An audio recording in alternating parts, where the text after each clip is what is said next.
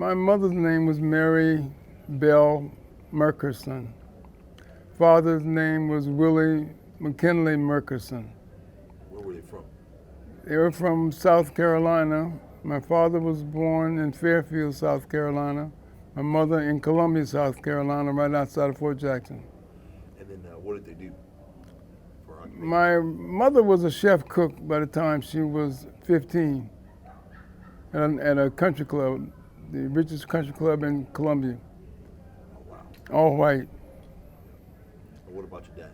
My dad was, he worked at the same country club.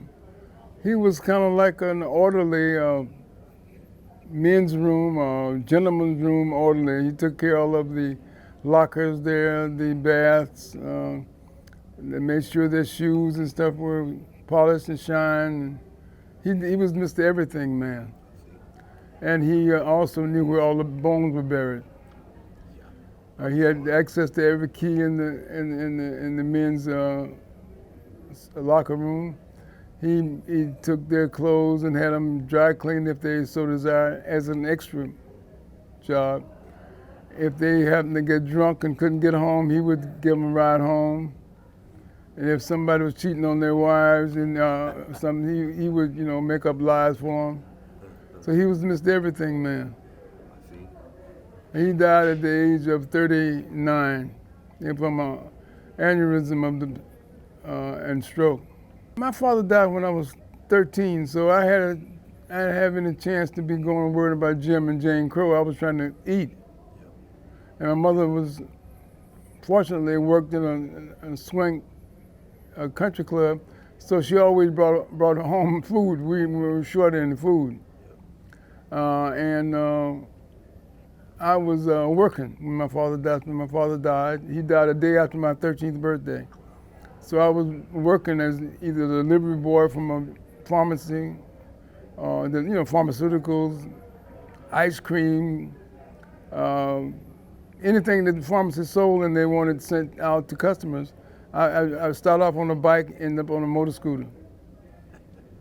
And then by the 60s, I tried to get into the military when about 16 because I wanted to get the heck away from my environment. But I couldn't. They wouldn't accept me until I was 17. But I'd been in and out of New York living with my aunt, and she was trying to convince me that I should never go back. I should stay with her. But I couldn't, much as I wanted to, I couldn't think of leaving my mother, because she was my rock. And plus she would beat the hell out of me if I ever thought about leaving her.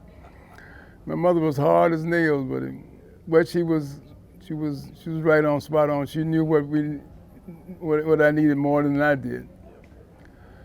But I wanted to get away from not only the South, from the whole, that whole Southern culture. Yes ma'am, no ma'am, 3 bags full ma'am, all that bull. So I tried to get in and couldn't, and so I joined the reserves when I was 17, my last year of high school. And when I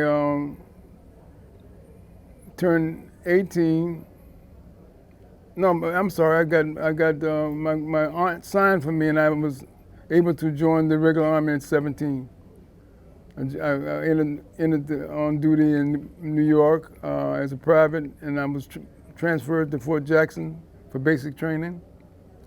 And then a second advanced training was at Fort Benning, Georgia, right across the street from the Ranger Department. And I was so enthused by what I saw at the Ranger Department, all that rah, kill, capture, shoot, run, scoot.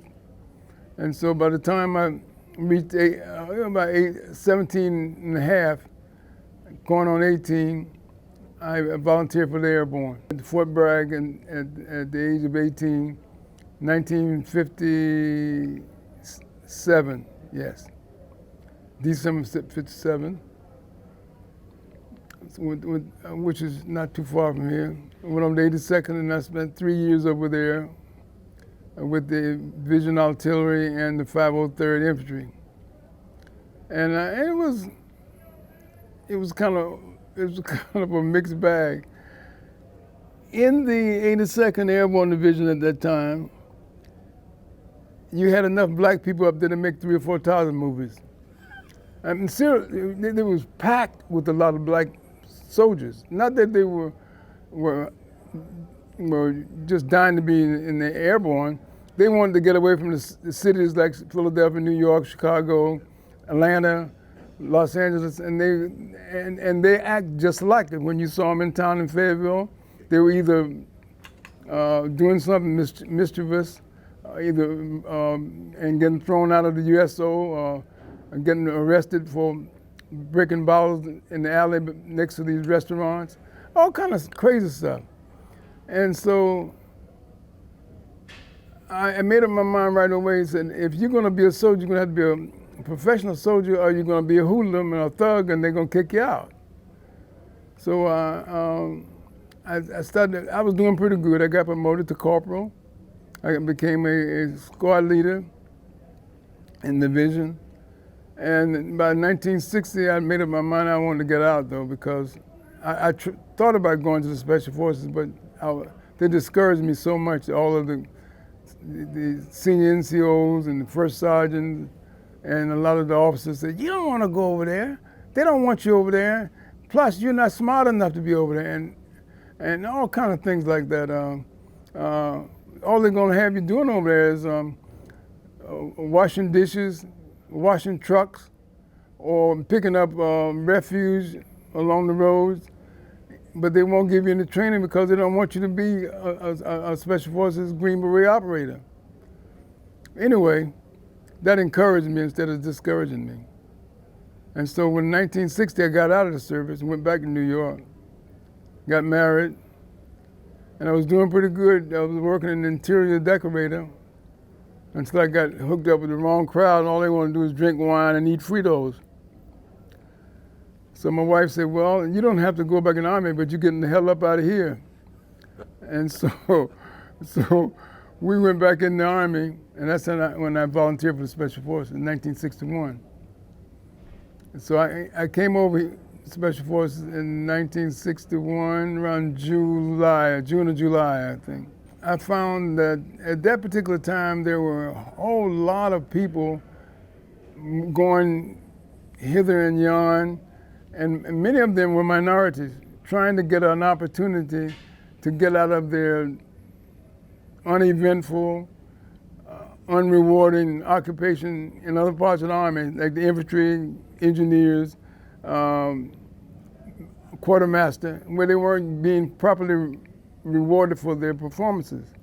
And so they just fed up with it and said, I'm leaving. So most of the guys around E6, E7, and maybe some E5s came over looking for a new opportunity. And it was like hundreds just milling around, going in and out of processing centers, taking testing, being tested and evaluated to see which career field they should properly go into. And so I got caught up in that particular mill. And then quite a few of the guys here today I saw, not quite, compared to a lot of other things, they're still around. You know, we were all going through it, met each other in Vietnam and Okinawa or Germany or someplace. And we still remember those days. But the interesting thing about it was that while President Kennedy had approved the expansion of the Special Forces to fight the communist threat in Indochina and Southeast Asia writ large, at the same time, the white NCOs felt threatened by all of these minorities coming in all of a sudden who were seeking jobs that were in their career field. And so they were saying, wait a minute, hold up. Who asked for the floodgates to be open? We're doing pretty good here. But they didn't want to listen to the strategic problem. We didn't have enough operators. And if you didn't get the minorities, you weren't going to get any more. And so that was the balance you had to walk. You couldn't walk around like you knew everything.